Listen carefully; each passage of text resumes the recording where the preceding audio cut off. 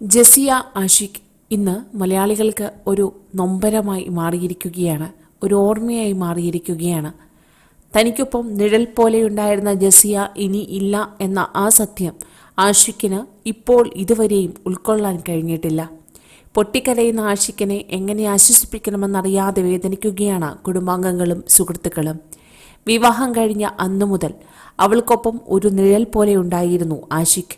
എന്നാൽ 3 മാസം കഴിഞ്ഞതും അവരുടെ സന്തോഷത്തിന് നടുവിലേക്ക് ഒരു വെള്ളിടി പോലെ ആ വലിയ സത്യം വന്നു വീണു. ക്യാൻസർ എന്ന ആ വലിയ രോഗം.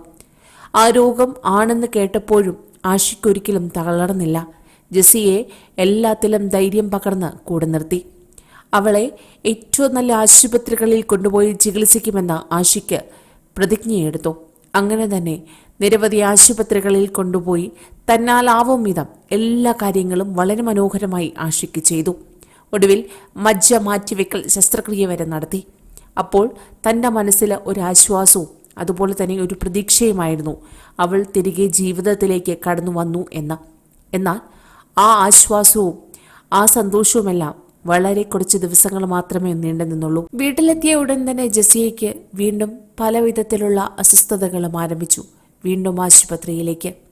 അങ്ങനെ വിവാഹം കഴിഞ്ഞ് 3 മാസം കഴിഞ്ഞ അന്നാള് മുതൽ നിരവധി ആശുപത്രികളിലായി ആഷിഖിൻ്റെയും ജസിയയുടെയും ജീവിതം. എങ്കിലും ആഷിഖ് തളർന്നില്ല.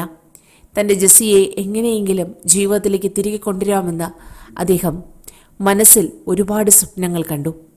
ഒരുപാട് പ്രാർത്ഥനകൾ പ്രാർത്ഥിച്ചു. നിരവധി പേരോട് സഹായം അഭ്യർത്ഥിച്ച് തൻ്റെ ഭാര്യയ്ക്ക് വേണ്ടി അദ്ദേഹം നിരവധി പേരുടെ മുമ്പിൽ കൈ നീട്ടി. ഒരുപാട് പേർ സഹായിച്ചു. അതിനെല്ലാം നന്ദിയും ആഷിഖ് പറഞ്ഞിരുന്നു. എന്നാൽ ഇന്ന് വെള്ള പൊതിച്ച് തൻ്റെ പ്രിയതമ തൻ്റെ മുമ്പിൽ കിടക്കുമ്പോൾ അദ്ദേഹം നെഞ്ചുവിങ്ങി പൊട്ടിക്കരയുകയായിരുന്നു. കാരണം മറ്റൊന്നുമല്ല, അവൾ ഒരുപാട് ആഗ്രഹിച്ചു ഒന്ന് ജീവിക്കണമെന്ന്. എന്നാൽ അത് സാധിച്ചു കൊടുക്കാൻ തനിക്കായില്ല, ഈശ്വരനും കഴിഞ്ഞില്ല. ഈശ്വരൻ തങ്ങളുടെ പ്രാർത്ഥന കേട്ടില്ലേ എന്ന രീതിയിൽ ആ കണ്ണുകളിൽ നിറഞ്ഞിരുന്ന കണ്ണുനീർ ഏവരെയും ഹൃദയത്തിൽ ഒരു നൊമ്പരമായി നിൽക്കുകയാണ്.